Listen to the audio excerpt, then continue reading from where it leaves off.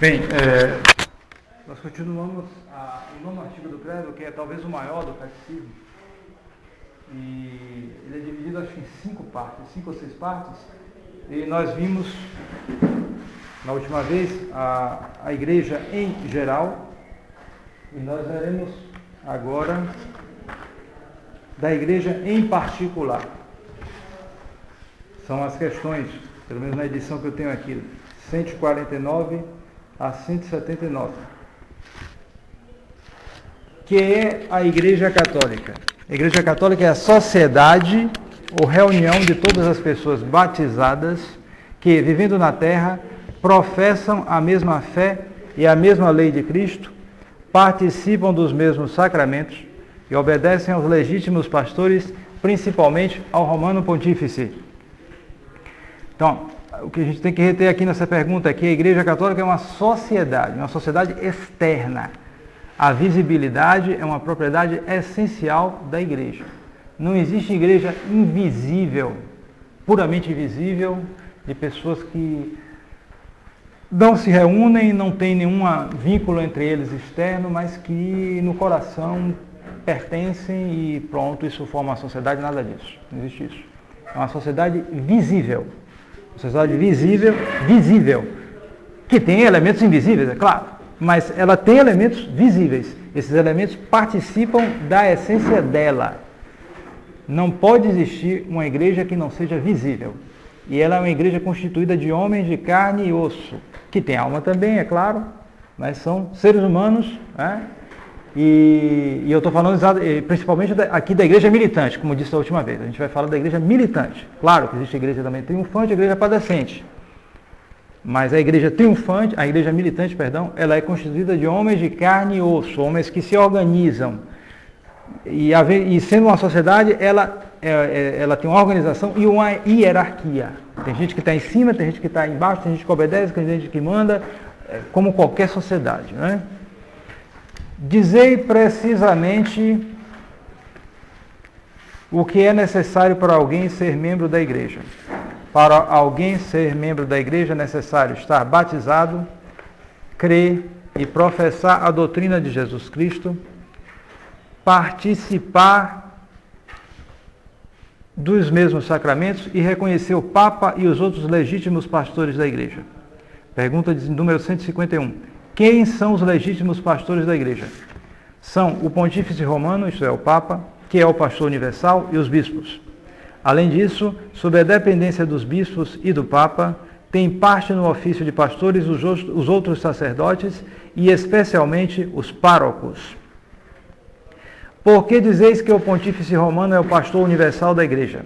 Porque Jesus Cristo disse a São Pedro, primeiro Papa, tu és Pedro, e sob esta pedra edificarei a minha igreja, e dar-te-ei as chaves do reino dos céus, e tudo que ligares na terra será ligado no céu, e tudo que desligares na terra será desligado também no céu.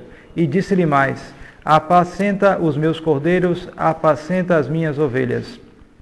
Pergunta de número 153. Então, não pertencem à igreja de Jesus Cristo as sociedades de pessoas batizadas que não reconhecem o Romano Pontífice por seu chefe? Todos os que não reconhecem o Romano Pontífice por seu chefe não pertencem à Igreja de Jesus Cristo. Então, esse elemento aqui do Pontificado Romano é essencial para se reconhecer a Igreja Católica, porque justamente, sendo uma sociedade hierarquizada, ela tem que ter um chefe. Toda sociedade tem um chefe, né?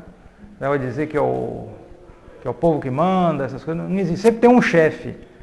O que ocorre nesses regimes que dizem que o povo é que manda, é que normalmente os que mandam estão ocultos. Já que é impossível que o povo mande, então o povo pensa que manda, mas quem manda está por trás, já que nominalmente é o povo. É o melhor regime para a maçonaria, sociedade secreta, é a democracia chamada moderna. Porque diz que o povo manda, todo o poder vem do povo. Bonito, eles enchem a boca para dizer isso. Mas, como não vem, então acaba, para a sociedade se manter, tem que ter a hierarquia, então essa hierarquia passa a ser meio por debaixo do pano. Poderia dizer essa expressão, voz do povo, voz de Deus? Talvez venha disso, voz do povo, voz de Deus também. Vai dizer que se é o povo, e está dizendo, então ponto final. Então eles reduzem a voz do povo a uma votação, que agora até é eletrônica, e sei lá como é que as coisas se passam, né? Mas mesmo que se passem realmente com maioria ou minoria verdadeira, o fato é que aquilo está exposto a uma manipulação muito grande. Então, a Igreja Católica não é assim. Sendo uma verdadeira sociedade, sendo uma sociedade visível, não uma sociedade oculta, né? Não é uma seita, é uma sociedade. Então, o poder é externo. Ele tem que se mostrar como tal. E como o poder monárquico é o que mais se assemelha ao poder divino, já que Deus é um só, então a igreja é uma monarquia. Dizer isso hoje é um pouco fora de moda, mas não importa, é a verdade. A igreja é uma monarquia, ela não é uma democracia, nem é uma aristocracia. Porque é admissível, em certas circunstâncias, em certos governos humanos, a existência de uma aristocracia e mesmo de uma democracia também. Não a democracia moderna que diz que todo o poder vem do povo, não é isso. Mas um regime onde o povo participa mais. Em certas circunstâncias, sim, isso pode. E São Tomás de Aquino mesmo diz que o melhor regime é aquele que combina as três formas. A monarquia, a aristocracia e a democracia também. E a igreja tem um pouco disso. Porque embora seja uma sociedade monárquica, porque tem um Romano Pontífice, ela utiliza também o sistema aristocrático. Os cardeais deviam ser a aristocracia da igreja, devem ser, é a aristocracia. Enquanto que as ordens religiosas, por exemplo, como é que se elege um superior, escolhe um superior de uma ordem religiosa? Por eleição democrática. Todos os irmãos de voto se reúnem, depende um pouco das regras. Então, se elege, se alguém obtiver 2/3 dos votos, ele é eleito superior. Democracia. Eleição democrática. Sim, mas justamente é uma comunidade pequena, porque a democracia em geral funciona melhor em sociedades menores. A democracia suíça, por exemplo, que é uma das mais perfeitas que existem, ela remonta à Idade Média. A democracia veneziana também remonta à Idade Média. Na Idade Média havia democracias, mas eram sociedades pequenas. Porque sabia que ali todo mundo conhecia e podia você dizer, não, esse aqui pode ser, é bom para governar, vamos eleger esse aqui. Valia, tinha seu fundamento. Mas numa sociedade imensa, grande, para você saber quem é o melhor, meu amigo, é fácil fazer a propaganda, mas na prática a coisa não anda.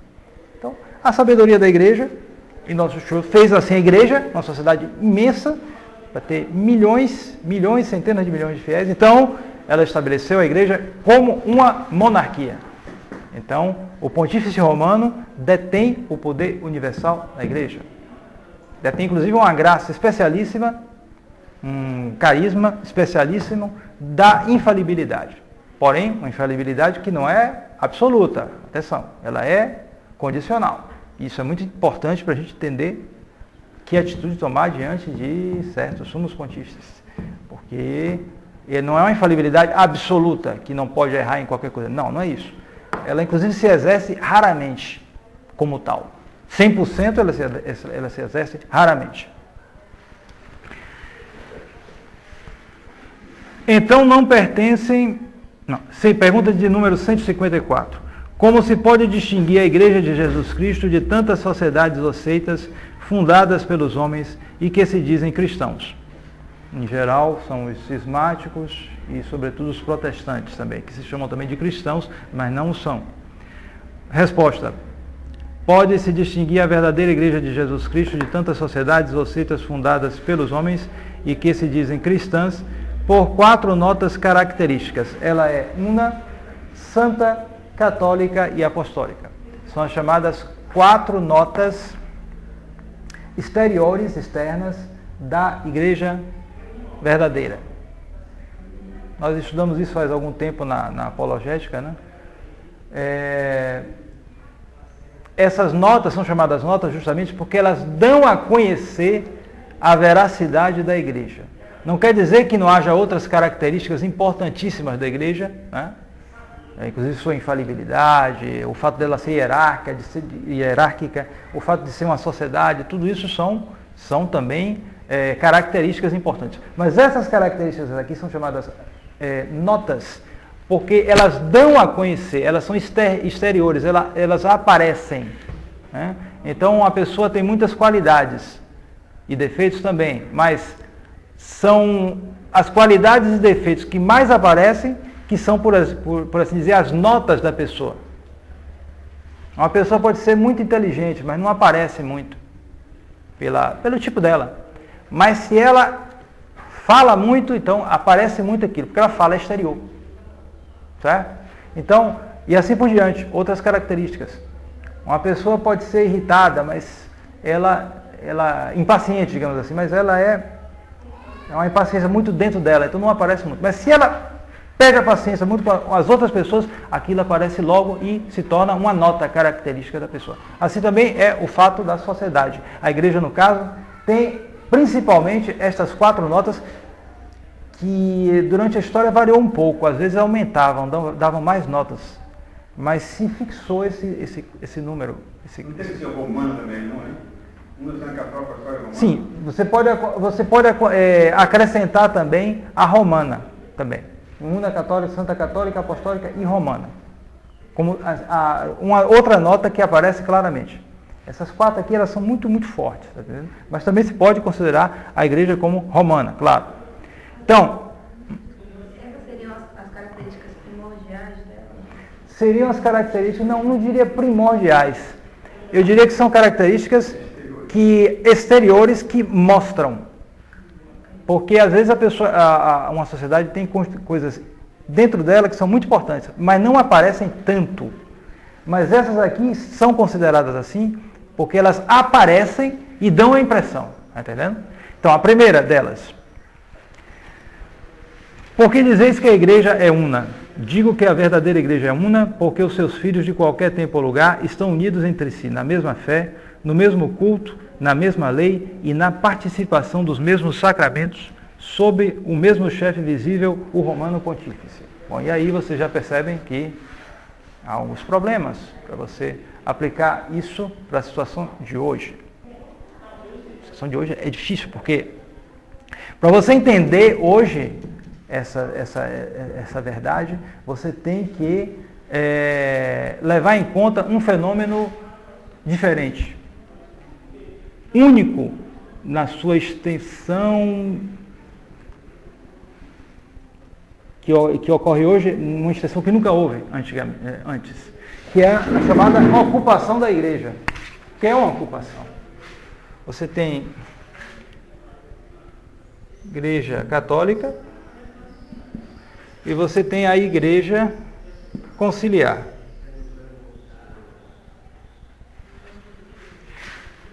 O que é uma igreja? E essa igreja conciliar ocupou a igreja católica a partir de Vaticano II. Antes de Vaticano II havia modernismo, maçonaria, liberalismo, etc. Né? Então, correntes subversivas, que estavam inclusive dentro da igreja. Elas tinham entrado, como dizia São Pio X, né? Elas tinham entrado nas veias do corpo da igreja. Né? O modernismo, por exemplo, tinha entrado nas veias do corpo da igreja. Corpo da igreja católica, cuja cabeça é nosso Senhor Jesus Cristo. Mas elas não tinham dominado, elas não tinham ocupado. E a partir de Vaticano II ocorreu a ocupação. Então, quando há a ocupação de um país, para dar uma comparação, o que é que ocorre? Primeiro, as leis são modificadas e as correntes ruins tornam-se instituições perversas, ruins, ou as instituições boas são desviadas em grande parte. Então é isso, para resumir. Depois de 50 anos de ocupação, que continua, e que está até pior agora ainda, agora com Francisco você não sabe onde vai parar o negócio. Então, é a ocupação da Igreja Católica. Então, essas notas, elas se tornam muito menos nítidas. Muito menos. Porque justamente o que aparece para a gente é o que os ocupantes querem colocar. Os ocupantes, eles colocam o quê? Conto de Assis. Está aí, vários. Obrigatório, meu amigo. Então, no Encontro de Assis, que você vê, tudo quanto é gente ali é macumbeiro, é protestante, é islâmico, é budista, é judeu, todo mundo lá. Tá, onde é que está a unidade? Não aparece, claro. No homem.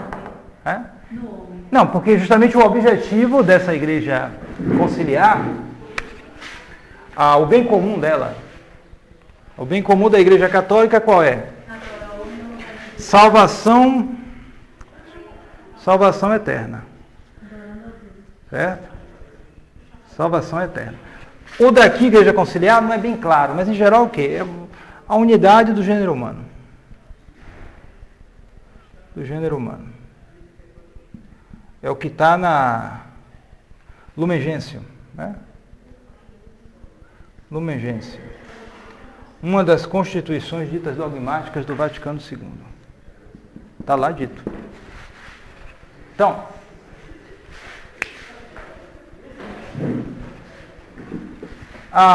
o que aparece é isso aí. Então, as notas se tornam muito menos evidentes. Para você procurar as notas da Igreja Católica, você vai ter que procurar aqueles que resistem a essa ocupação. Neles, sim, você encontrará essas notas. O quê? Já tem 50 anos. Foi de 62 a 65. Já tem 50 anos já que isso ocorreu. E essa ocupação, ela foi aumentando. Foi aos poucos, né? Não foi de hora para outra. Mas a tomada foi no Vaticano II. Tomou-se mesmo as rédeas do poder. E depois a coisa foi piorando. Com alguns recursos pequenos, talvez, mas sempre a coisa avançando. Então, para você achar essas notas hoje, a unidade, ou seja, onde é que você vai achar pessoas que estão unidos entre si, na mesma fé, no mesmo culto, na mesma lei e na participação dos mesmos sacramentos, sob o mesmo chefe visível romano pontífice? Porque a complicação, sob o mesmo chefe visível romano pontífice.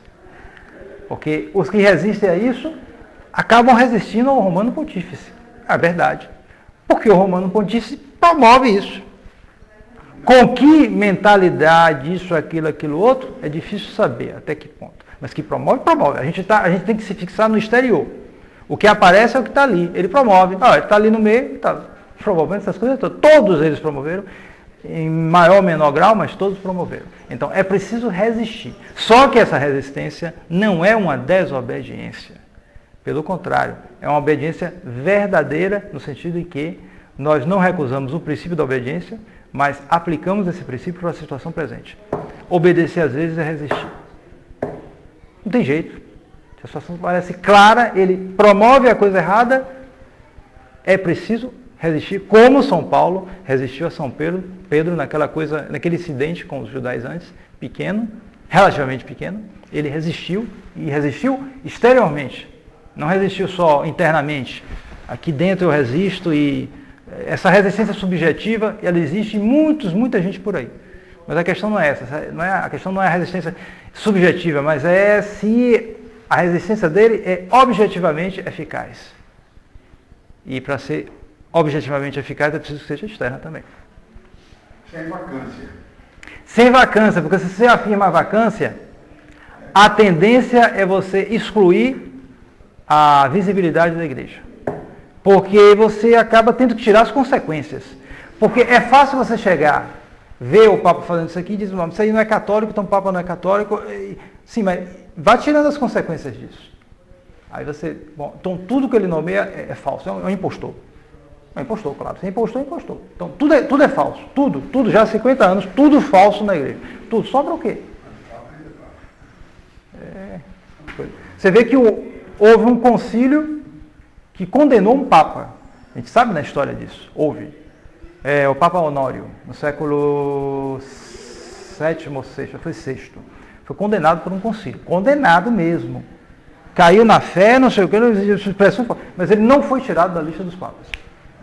não foi tirado da lista dos papas. Ele foi considerado como papa. Então, pelo menos, o mínimo que se pode dizer é que nós não temos elementos para decidir uma questão dessa. Não é qualquer lei que vai sair por aí, não é mais papa, não sei o quê, então nenhum por cardeal, todo mundo impostou. Mas, peraí.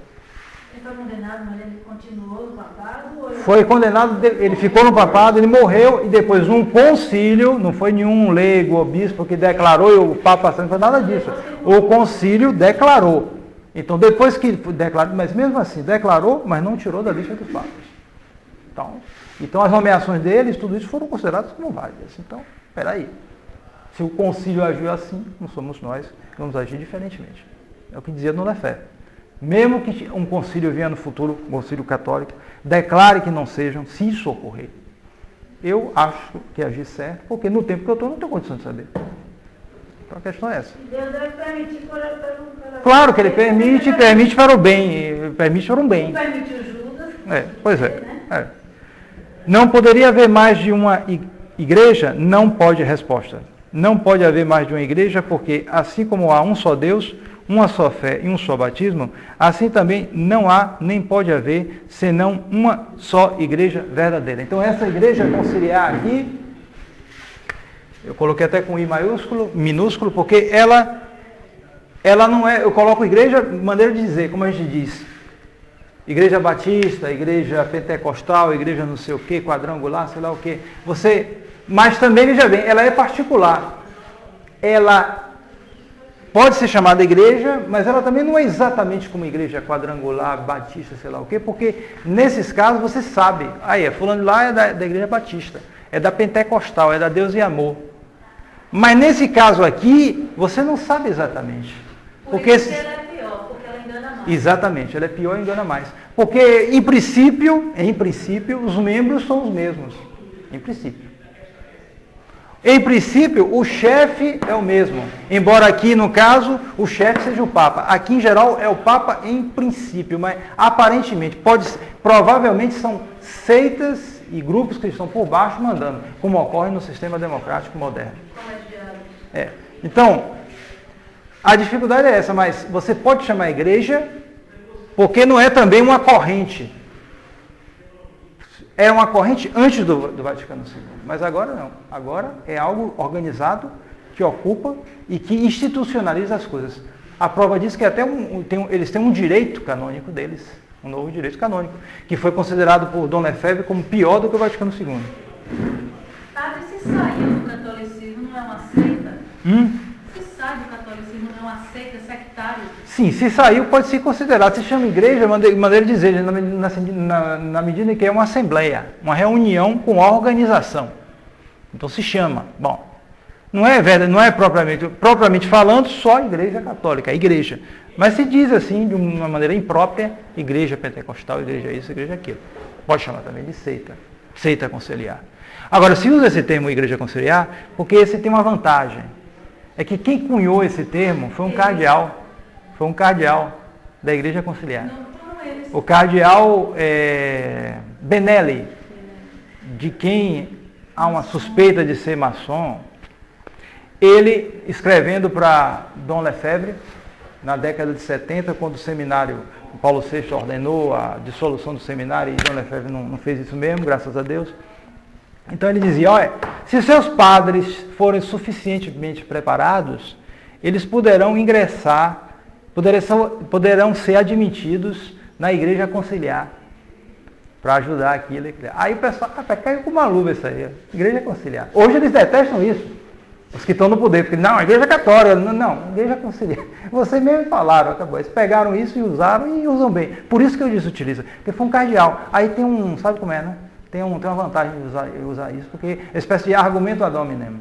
Você mesmo utilizou, a gente utiliza, está entendendo?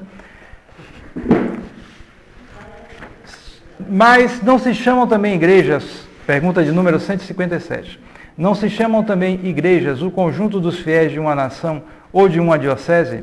Chamam-se igrejas também o conjunto dos fiéis de uma nação ou de uma diocese, mas são sempre porções da igreja universal e formam com ela uma só igreja. Por que dizeis que a verdadeira igreja é santa? Chama a verdadeira igreja de santa porque Jesus Cristo, a sua cabeça invisível, é santo.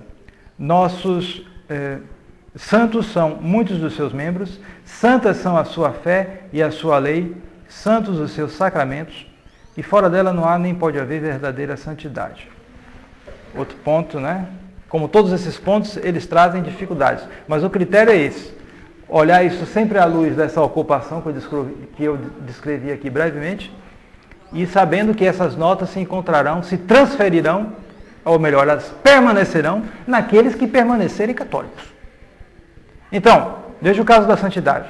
Não se trata só da santidade pessoal dos membros. Se trata da santidade objetiva. Então, por exemplo, a santidade dos sacramentos.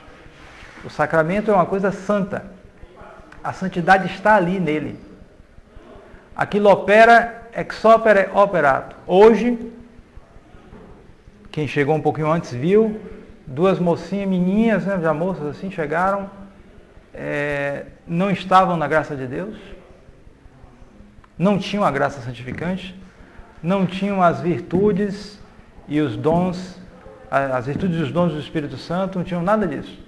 Depois que receberam o batismo, elas agora estão dotadas de tudo isso. Elas receberam santidade. E todos os que comungaram hoje receberam ex opere operato, um aumento da graça santificante. Ex opere operato Ex. operandi. Exatamente. Ex opere operato. E o outro operandi, não tem? Ex opere operandi. A diferença é a seguinte. Isso aqui é relativo ao sacramento. Sacramento. Depende da vontade da gente. Não depende da vontade. E aqui isso é relativo aos sacramentais. Sacramentais. Certo? Quando eu dou uma bênção, eu estou agindo ex opere operandi. O ministro pode estar agindo mais fervorosamente ou menos fervorosamente. E o fiel também pode estar recebendo a bênção devotamente e pode estar nem ligando para isso. Então, aquilo vai influir muito. As medalhas. Medalhas, tudo isso. São sacramentais. Mas aqui, porque vem da obra daquele que... Vem da operação daquele que opera. Então, vem disso.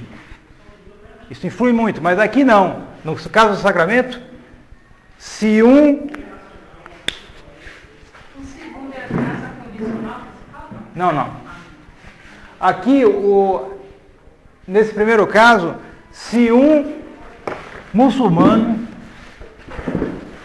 chegar e ver uma criança morrendo e disserem para ele, olha, essa criança é católica, batize ele aí, tá bom, eu batizo, é assim que a igreja faz, ele pega a água e batiza, ele batizou, ele salvou aquela criança, um muçulmano. Porque se ele fez o que a igreja quer fazer, aquilo vale. Aquilo vale. Depende de quem faz. Depende de quem faz. No caso da necessidade do sacramento aí, no caso do batismo, é muito forte, se admite muito, porque ex opere operato, certo? Então são coisas santas. São coisas santas. Não só o sacramento, mas também os sacramentais também são coisas santas. No caso do sacramento isso é muito claro, muito mais forte, é uma santidade objetiva. Então a igreja detém essa santidade. Nenhuma outra organização detém isso. Às vezes ocorre caso, por exemplo, de protestantes que batizam validamente. Eles têm a fórmula, todos batizam. Um luterano, por exemplo, é batizado, ele é cristão, no sentido de que ele recebe a graça santificante. Mas aquele batismo foi roubado pelos protestantes. Ele é um batismo católico. A criança que é batizada assim pelo luterano é católica no começo. Depois ela acaba entrando, quando cresce, na heresia. Mas ali, naquele momento, ela é católica. O batismo também vale deles. Se usar a fórmula, ponto final. As ordenações anglicanas é que não são verdadeiras, nem a dos luteranos. Embora haja uma variedade muito grande, às vezes em certos casos particulares havia até dúvidas. Eu me lembro de um pastor que se converteu à tradição há alguns anos, e eles eram da Suécia, então era um ramo luterano muito conservador, e ele até confessava. Ele tinha culto a Nossa Senhora, ele tinha a imagem de Nossa Senhora na igreja dele, ele achava que ele era sacerdote. cabeça dele. Então, claro, o bispo ele teve que se ordenar sob condição de novo. Porque ele se diz, olha, há uma dúvida, embora você seja de uma linhagem mais conservadora, mas provavelmente foi corrompido com o tempo, você não tem segurança aí. Então ele foi ordenado de novo. Mas ele era de uma linhagem assim, mais conservadora nos sacramentos. Então justamente o batismo em geral, no protestantismo, é um batismo válido, só que pertence... Então, é uma santidade? Sim, é algo santo, mas pertence à igreja. Pertence à igreja. Porque veio da igreja e eles tomaram, separaram e levaram. Então, é algo católico nesse sentido. E o contrário também é válido. Um padre ordenado, mas que não use a forma correta de batizar é inválido. E por isso, a gente vê, em muitos casos da igreja conciliar, onde essa nota é corrompida. Eles corrompem por isso. A confirmação, a crisma, na igreja conciliar é duvidosa. E o rito de ordenação? Sabia disso? Duvidosa. Porque quando eles confirmam, o que é que eles disseram? Pode ser usado outro óleo, além do óleo de oliva. Ora, esse óleo de oliveira sempre foi utilizado na tradição católica, sempre, desde o começo. Nunca houve outro. Agora eles voltam, pode usar outro. Então você... sei lá o que estão fazendo por aí. Então você fica na dúvida, como é? É válido esse sacramento ou não é válido? Eis aí. Entre outras coisas, sem falar que se sai por aí de coisa, a Santa Missa. O rito de ordenação de Paulo VI, que foi intencionalmente mudado. Foi intencionalmente mudado, mas ele continua, em princípio, pelo que se investigou, ele é válido. Agora, pode haver o seguinte, pessoas com a mentalidade corrompida que dão aquele rito, e aí pode ser inválido. Então, por exemplo, é aquela questão dos sacerdócios dos fiéis. Bispos que acham que todo sacerdócio vem dos fiéis. Como os protestantes. Então, se ele ordena nessas condições, meu amigo, a coisa é duvidosa. Está entendendo? E essa mentalidade está espalhadíssima por aí, inclusive no próprio Código Canônico. Ele reflete essa mentalidade da Lumen Gentium. Né? Reflete essa... Porque como é o Código Canônico antigo? Né? Ele começa assim, né? O Decleritis, né? Depois vai descendo, os leigos, etc. Ou seja, descendente de Deus para o homem. O novo código é assim, o povo de Deus. Certo? Aí depois vai falar do sacerdote, do bispo, etc, etc. Então é ascendente do povo para... Dá a impressão, justamente, que é como se fosse o sacerdote ou o bispo fosse um ministério dentro do povo de Deus. Está tudo contido ali. É uma forma democrática de falar. Né? Então, se cria uma mentalidade dessa, os ritos sofrem muito prejuízo com isso. Então, é justamente o caso aqui. A santidade objetiva na igreja conciliar destrói, em grande parte. Né?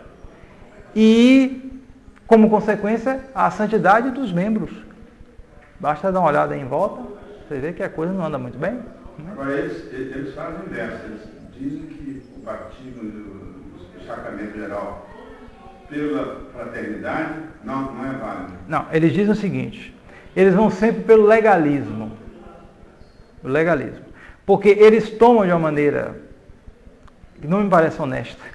Farisaica. Eles tomam de maneira farisaica, é isso. Então, por exemplo, na lei, no Código Antigo, inclusive no Código Antigo, para você confessar, você tem que ter autorização do ordinário, ou do pároco, etc.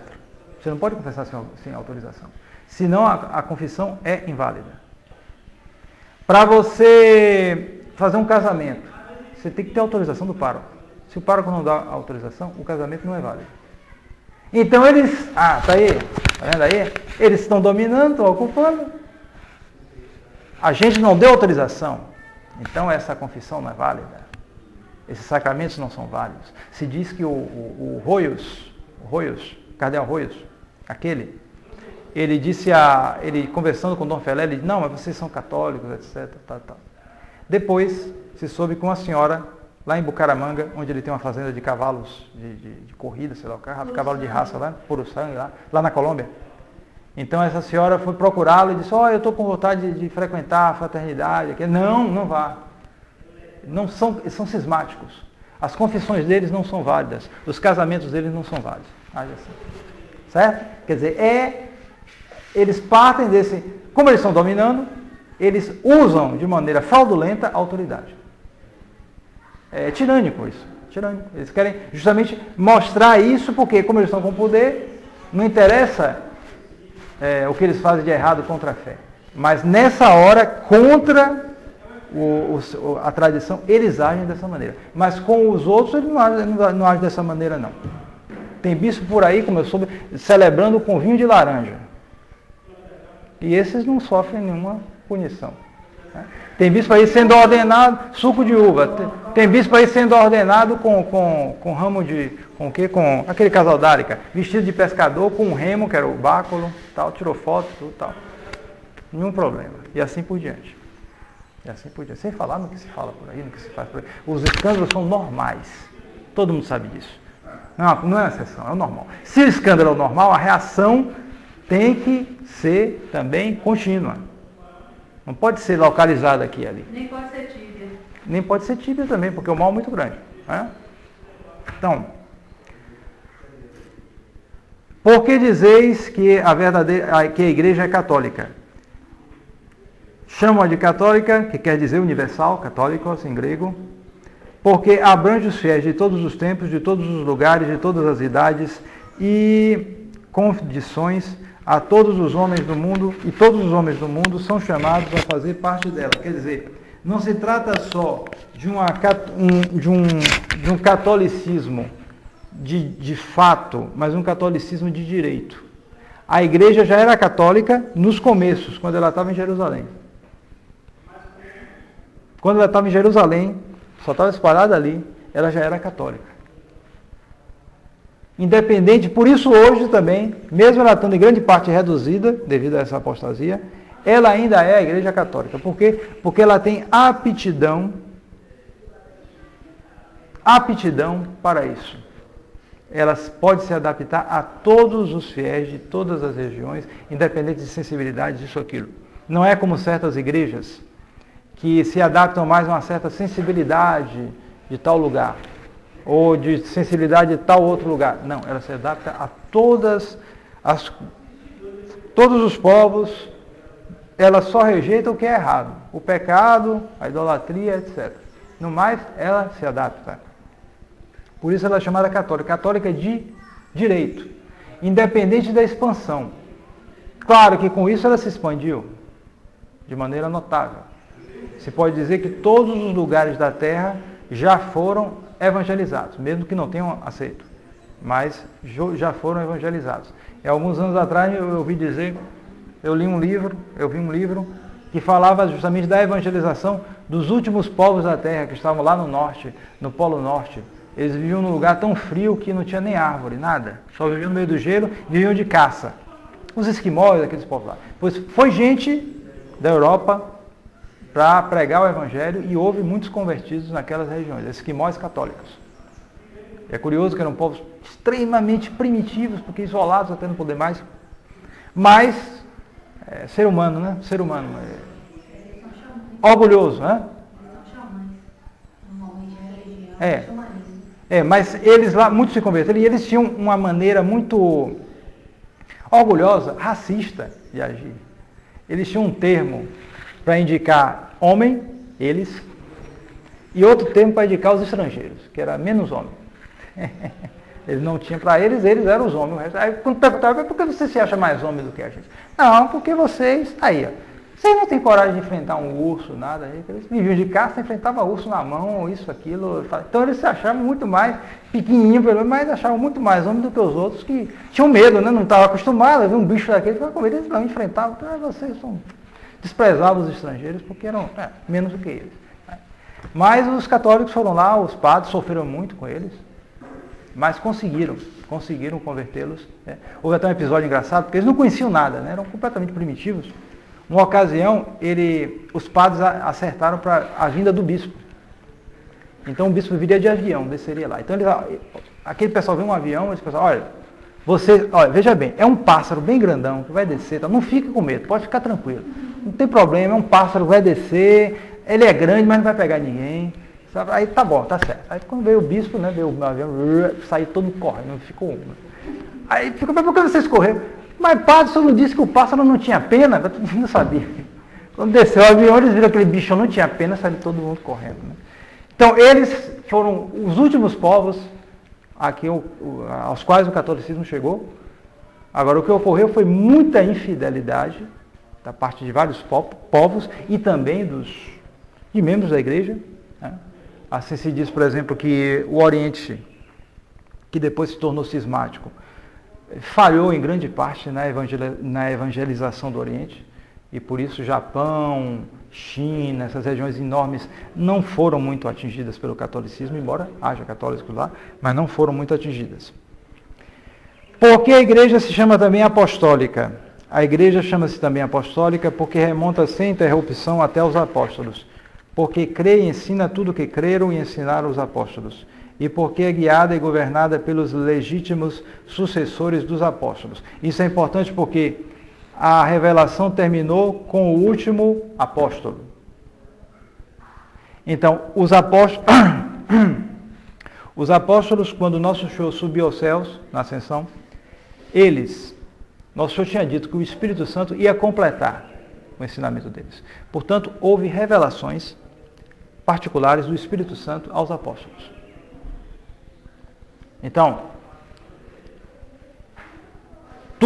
toda a fé católica estava ali nos apóstolos.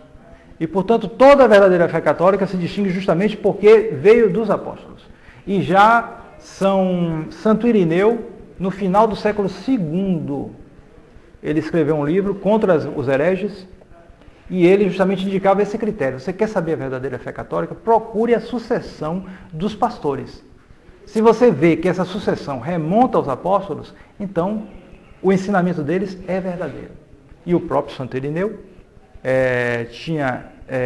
remontava a São Policarpo, obrigado, São Policarpo, que tinha sido discípulo de São João, apóstolo. Então, eles iam por aí, por essa sucessão. Porque, tá vendo aqui? Veio dos apóstolos. Então, você tem uma certeza de que essa é a doutrina verdadeira e que essa outra aqui veio de fulano de tal, Simão Mago, sei lá o que, os gnósticos, etc. Não é doutrina católica verdadeira. Então, nós temos esse critério. A igreja, ela é apostólica, veio dos apóstolos. Se não veio dos apóstolos, a coisa é duvidosa. Finalmente, por que a verdadeira igreja se chama também romana? É bom acrescentar aqui.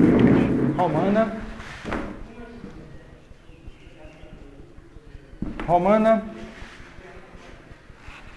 A verdadeira igreja chama-se também romana porque os 4 caracteres da unidade, santidade, catolicidade e apostolicidade se encontram só na igreja, que tem por chefe o bispo de Roma, sucessor de São Pedro. Justamente porque São Pedro, como todo mundo sabe, foi aquela promessa, mudou o nome, era Cefas, né? Mudou para, era Simão, mudou para Kefa, que é pedra, em aramaico, e a mudança de nome na Sagrada Escritura indica uma missão, então ele ia ser pedra. A pedra, por que pedra? Pedra é a construção de um edifício. Sobre esta pedra eu edificarei a minha igreja. E é bom sempre lembrar isso. Ele não disse, sobre esta pedra eu construirei as minhas igrejas. Ele disse, a minha igreja. Portanto, só pode ser uma, não pode ser nem 2, nem 3. Como é constituída a igreja de Jesus Cristo? Ela é constituída como uma sociedade verdadeira e perfeita. E nela, como numa pessoa moral, podemos distinguir um corpo e uma alma. Em que consiste a alma da igreja? A alma da igreja consiste no que ela tem de interior e de espiritual, isto é, a fé, a esperança, a caridade, os dons da graça e o Espírito Santo. E todos os tesouros celestes que lhe provieram dos merecimentos de Cristo Redentor e dos santos. E o corpo da igreja em que consiste? Consiste no que ela tem de visível e de externo, quer dizer, na associação dos seus membros, quer no seu culto e no seu ministério de ensino, quer no seu governo e na ordem externa. Então, há algo externo e interior na igreja. Sempre essas duas coisas têm que estar presentes. Ninguém pode dizer que a igreja é só pessoas que ninguém sabe e que se unem de alguma maneira, de jeito nenhum. É preciso que haja sempre algo exterior na igreja. Isso faz parte dela. Não se pode jamais fazer abstração disso.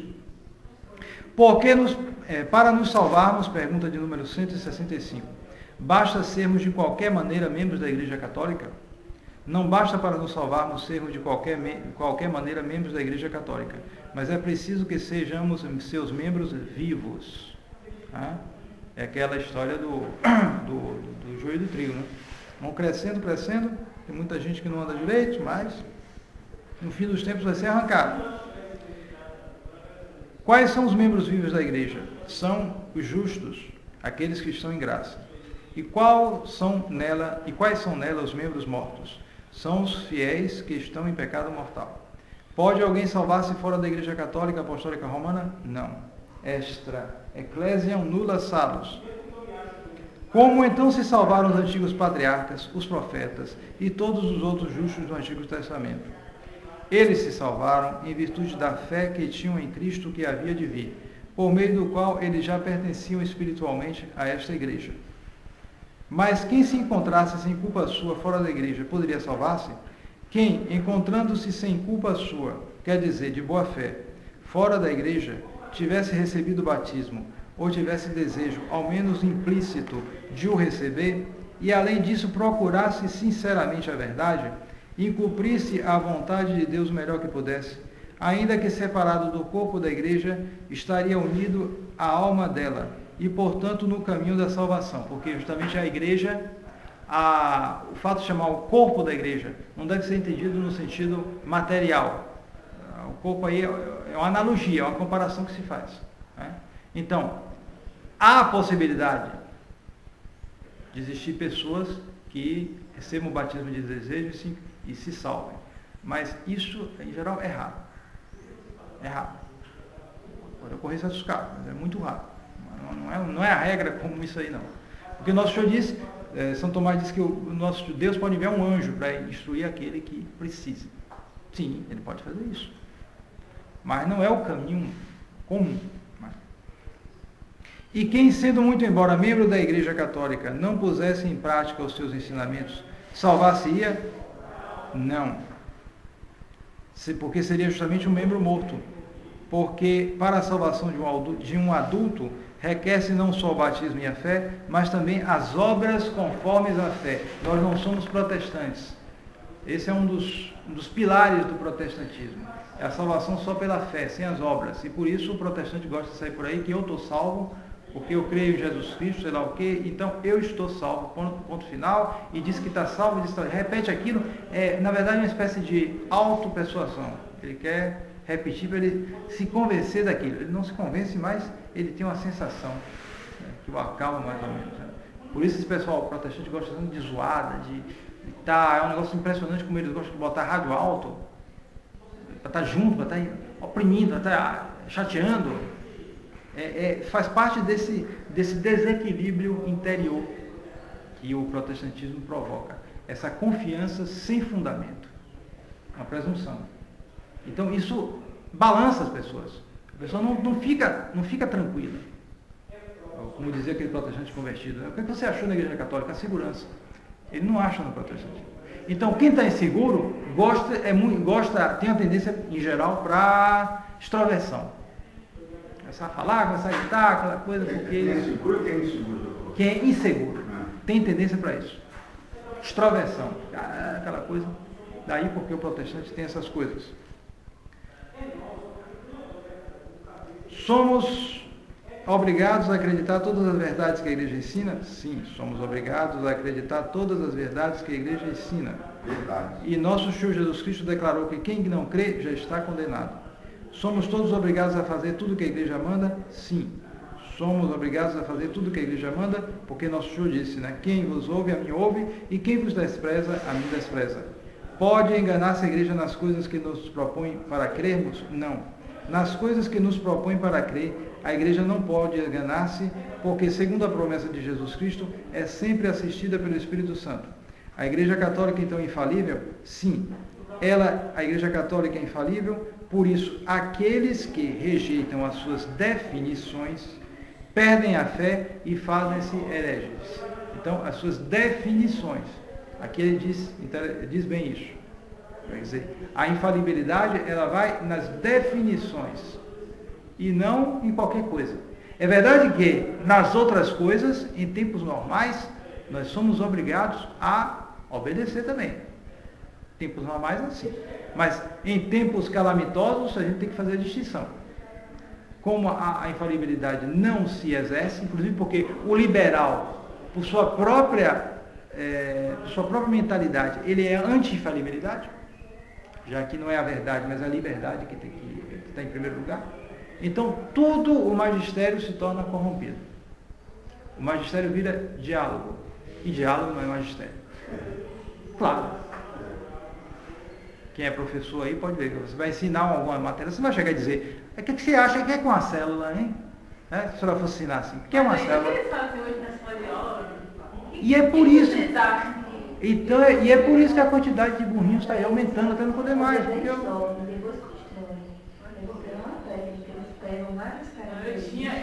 tinha um professor que deu uma dizia assim. Sim. Sim, é verdade. Mas matemática, pai, ele diz assim, quem me disser que 2 mais 2 é outra coisa e me provar, eu aceito. Pois é. Então, não é 4.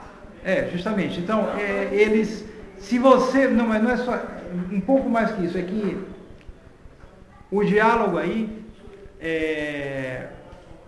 já é um tanto, já está errado aí, porque mas no caso aí você está despertando as pessoas a tentar investigar as coisas. Mas no caso aí do diálogo mesmo como tal... É considerar que todos têm uma coisa da verdade. Exatamente. E pode ser e que essa verdade será uma síntese.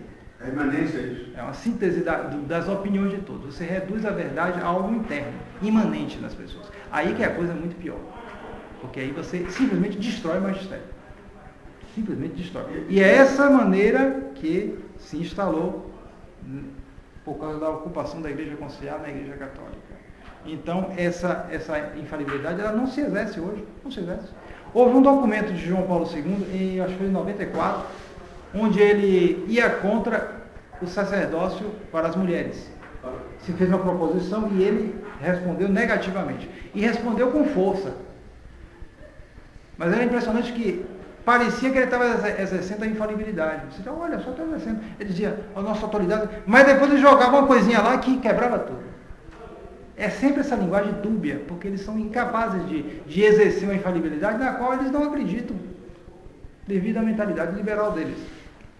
Não fale agora do Papa para consultar. Não, hoje não. Hoje você vê um Papa, o Francisco, dizendo que fazer prosélito é uma solene tolice.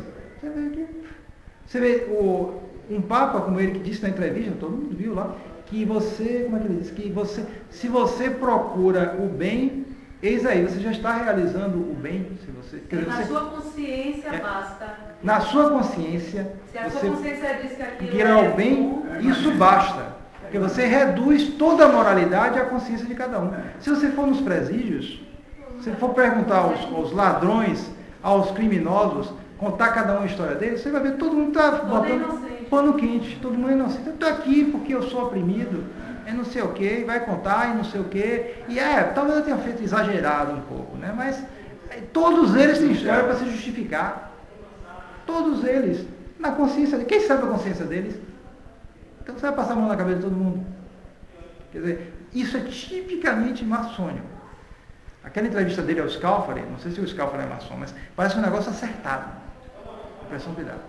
É uma mentalidade tipicamente maçônica, é impressionante. Puro, um negócio assim puro mesmo, não é misturado. Não. Com João Paulo II, você deve ter uma mistura, um negócio assim meio Bento XVI. É mais refinado, né, Paulo? Daí não. É um tipo assim. Vulgar. Tipo assim meio. Bom. A Igreja Católica pode ser destruída ou perecer? Não. A Igreja Católica pode ser perseguida, eu diria pode ser até dominada, no caso aqui. Mas não pode ser destruída nem perecer. E há de durar até o fim do mundo, porque até o fim do mundo Jesus Cristo estará com ela, como prometeu. Por que a Igreja Católica é tão perseguida? Ela é tão perseguida porque assim foi também perseguido o seu divino fundador. Não pode ser diferente. Nosso Senhor morreu na cruz. Ninguém católico verdadeiro não pode esperar sucesso na vida e tudo. Impossível. Não pode, porque você vê todas as pessoas que aparecem na galeria do mundo aí, que gostam de colocar as coisas, né? Você vai qualquer lugar, shopping center, você está no avião, Aí abre aquele negócio, desce para você e começa a aparecer aquelas coisas que não são assim pecaminosas em si mesmo. Você está assim, olha, que negócio, futebol, isso, aquilo, vai chamando a pessoa, aquelas imagens, aquela coisa, o mundo. Eu imagino um acidente aéreo com aquelas cenas ali. Mas atrai para botar o... Para botar depois, coisa ruim, sem dúvida. Mas é uma coisa assim que não parece assim, parece inocente. Né? Aí vai mostrando as pessoas que estão, fulano de tal, isso, aquilo. Então, essas pessoas que estão sempre por cima do mundo, estão sempre ganhando dinheiro, tome cuidado, porque justamente quando você vai olhar melhor, está cheio de problemas. Moralmente, isso aqui é uma coisa horrível, não é bom nem saber porque... Em geral é assim. Então, um católico verdadeiro, ele não pode esperar essa aprovação do mundo. E daí você se surpreende com o Francisco aí, com a aprovação foi completa. Já na metade do ano ele já era o homem do ano. Não precisa ter outra metade do ano.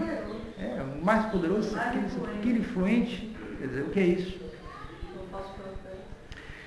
Há mais alguns deveres que dos católicos para com a igreja, sim. Todo cristão deve ter para com a igreja um amor ilimitado, considerar-se feliz e infinitamente honrado por pertencer a ela e empenhar-se pela glória e aumento dela por todos os meios ao seu alcance. Se diz que não sei se é santa, mas é uma africana que foi aí beatificada, não conheço. No Rito Novo. É no Rito Novo, mas, bom, é uma pessoa já de tempo, uma pessoa de virtude, isso, aquilo. Então se diz que ela foi justamente os colonizadores, né? Tempo da colonização. Os europeus, tomada como escrava, isso, aquilo, depois ela se converteu.